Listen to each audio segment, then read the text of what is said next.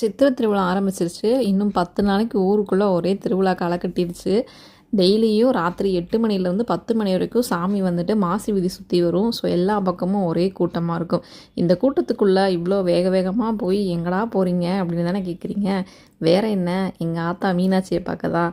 மீனாட்சி வர வரைக்கும் அவளை பார்க்குறதுக்காகவே ஒரு கூட்டம் காத்துக்கிட்டு இருக்குமே. அந்த கூட்டத்தை பார்க்குறதே மிகப்பெரிய சந்தோஷமாக இருக்கும்.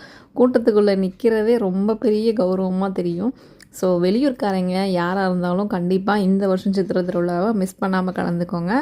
இன்னொரு முக்கியமான விஷயம், எப்பா மதுரைக்காரங்களா எங்கேயாவது வெளியூரில் வேலை பார்த்துட்ருக்கீங்க அப்படின்னா இப்போவே லீவெல்லாம் அப்ளை பண்ண ஆரம்பிச்சிருங்கப்பா. இன்னி ஒரு வாரத்தில் திருக்கல்யாணம் நடக்கும், அப்புறம் தேரோட்டம் நடக்கும், அப்புறம் எதிர் சேவை, அப்புறம் என்ன தலைவர் ஆற்றுல இறங்குறது தான்.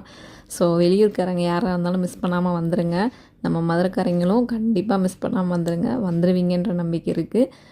இந்த வீடியோ பார்க்குறவங்களில் எத்தனை பேர் வெளியூர்லேருந்து மதுரைக்காரங்க பார்க்குறீங்கன்னு கமெண்ட் பண்ணுங்கள். இல்லை வெளியூர் ஆட்கள் எவ்வளோ பேர் பார்க்குறீங்கன்றதையும் கண்டிப்பாக சொல்லுங்கள். எங்கள் தாய் மீனாட்சி இந்த மாதிரி குழந்தைங்க ரூபத்தில் இருக்கிறது ரொம்ப அழகு.